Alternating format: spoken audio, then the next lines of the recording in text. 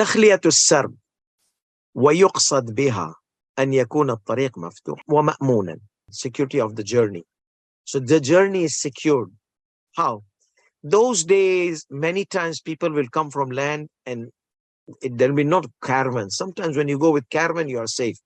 Because when bandits come and the looters come, you are all together, you can defend the whole caravan. And they would put guards also with the caravan. But then there will be some people, they will come individually from their hometown. There is no caravan. Like the early days of Islam, somebody will come from this tribe, will be alone, that tribe. So the bandits would loot them.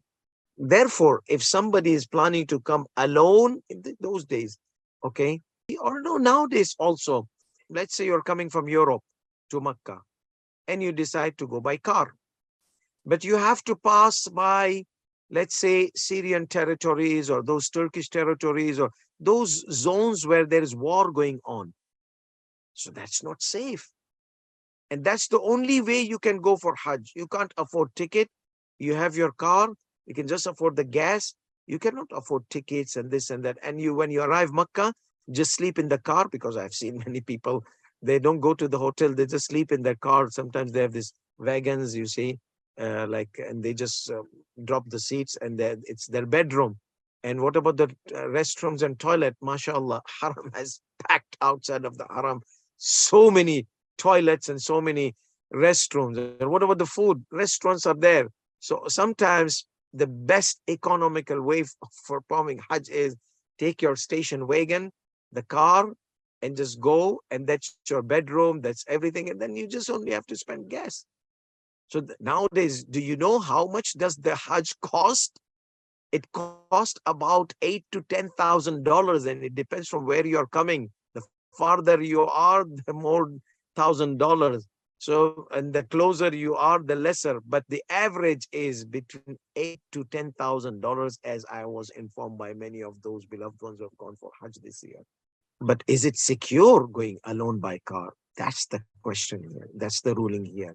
So if you are going to pass by zones which are war zones, okay, or rural areas where there are bandits, nowadays, yes. I mean, I was told in some of the countries, Arab countries, car driving, if you go alone, or not Arab countries, even Pakistan, in some areas, if you travel alone by yourself in your car, kiss your car goodbye. You might end up into bike or just by foot. Be thankful if they don't take your shoes away also. تخلية السرب ويقصد بها أن يكون الطريق مفتوحا ومأمونا. The road is open and secure. So the road could be closed. Yes, in COVID, the road was closed. The Hajj was closed. فلا يكون فيه مانع. So there's no obstacles, there's no barricades, there's no nothing preventing you to arrive to the miqat, the place where you enter the state of ihram. فلا يكون فيه مانع لا يمكن معه من الوصول إلى الميقات أو إلى الأراضي المقدسة. So you can easily arrive to the miqat or to the holy places. We mentioned Makkah, Muzdalifah, Arafat, where you have to perform obligatory acts of Hajj. وكذا لا يكون خطرا على النفس. Similarly, it should be secured for your soul, for your wealth, for your dignity. There are people, some days they will come Hajj alone, and there will be looters, not looters, there will be rapists on the way as well. The dignity path should be secured upon your soul, upon your life, your wealth, your dignity. Okay? These three things. لا يكون خطرا على النفس أو المال أو العرض. So if it is dangerous on your wealth, on your life, on your dignity, then وَإِلَّا لَمْ يَجِبِ الْحَجْ. Then Hajj will not be obligatory